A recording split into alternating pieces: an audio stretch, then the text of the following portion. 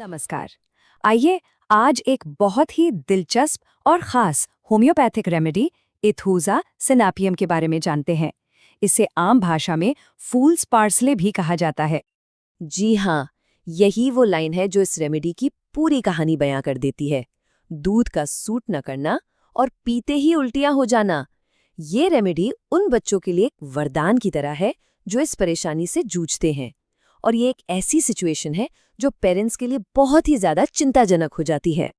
देखिए, होम्योपैथी में हर दवा की एक खास पिक्चर होती है, एक पर्सनालिटी होती है। तो चलिए उस बच्चे की तस्वीर को जरा गौर से देखते हैं जिससे एथूज़ा की जरूरत पड़ती है। अच्छा, अब जरा सोचिए एक ऐसे बच्चे के बारे में जिसके दांत निकल रहे हैं। ये तो वैसे ही बहुत मुश्किल टाइम होता है और ऊपर से चिलचिलाती गर्मी का मौसम हो तो हालत और भी खराब हो जाती है। बच्चा एकदम कमजोर, थका हुआ और बेहाल सा हो जाता है। बस यही वो टिपिकल प्रोफाइल है जहां एथ्यूज़ा कमाल का काम करती है। तो होता क्या है, एक साइकिल चलता है। सबसे पहले बच्चा दूध पीता है, लेकिन शरीर उसे बिल्कुल बर्दाश्त नहीं कर पाता और फौरन ही एक जोरदार उल्टी होती है। और इस उल्टी में दूध दही जैसे बड़े बड़े फटे हुए टुकड़ों में बाहर आता है। और उल्टी के ठीक बाद बच्चा पूरी तरह से निढाल होकर गहरी नींद में चला जाता है। और ये साइकिल बार बार चलता रहता है। उस बच्चे के चेहरे पर तकलीफ और दर्द साफ झलकता है। उसकी आंखों में एक अजीब सी बेचैनी और चिंता दिखाई देती है, जैसे उसे समझ ही नहीं आ रहा हो कि उसके साथ हो क्या रहा है। अब इसकी एक और बहुत ही खास शारीरिक पहचान है जिसे कहते हैं लीनिया नेज़ेलिस। ये नाक के साइड से लेकर होंठ के कोने तक एक गहरी और साफ दिखने वाली लाइन होती है। ये इस रेमेडी का एक बहुत बड़ा सिग्नेचर साइन माना जाता है। इसके अलावा कुछ और निशानियां भी हैं जो इस पूरी तस्वीर को पूरा करती हैं, जैसे नाक की नोक पर छोटे छोटे दाने निकल आना और शरीर में इतनी ज़्यादा कमज़ोरी होना कि बच्चा अपनी गर्दन भी नहीं संभाल पाता। उसका सिर बेचारा एक तरफ लुढ़क जाता है, मतलब शरीर में जैसे कोई ताकत ही नहीं बची हो। तो अभी तक हमने बाहर से दिखने वाले लक्षणों की बात की। चलिए अब थोड़ा अंदर चलते हैं और बच्चे के दिमाग, नर्वस सिस्टम और पेट में क्या चल रहा है उसे समझते हैं। ये इस रेमेडी का एक बहुत ही जरूरी हिस्सा है। मतलब सिर्फ शरीर ही नहीं, दिमाग भी जैसे थक कर सुस्त पड़ जाता है।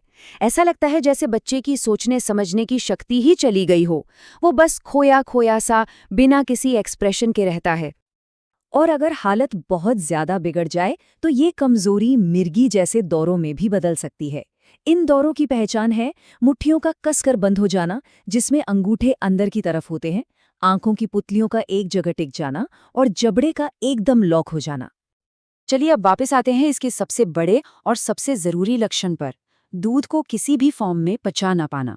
यही इस रेमेडी का सेंटर पॉइंट है, इसकी जान है। तो जरा इसकी गहराइयों को समझते हैं। इस उल्टी की भी कुछ अपनी खासियतें हैं। ये अक्सर दूध पीने के फौरन बाद होती है। इसमें जो निकलता है वो दही जैसा फटा हुआ होता है और कभी-कभी हल्का हरापन लिए हुए भी हो सकता है।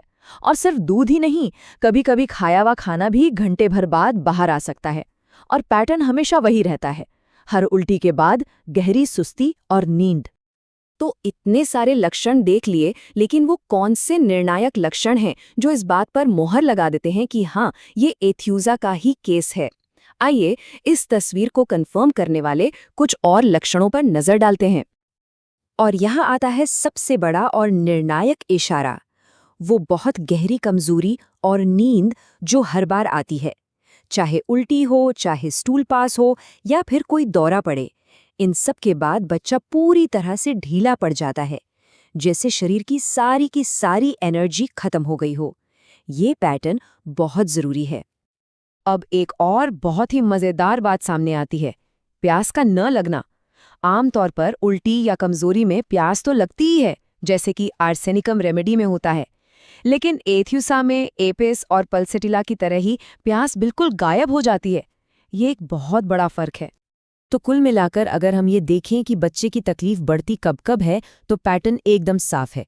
कुछ भी खाने पीने के बाद या शरीर से कुछ भी बाहर निकलने पर, चाहे वो उल्टी हो या मल, बच्चे की हालत और खराब हो जाती है।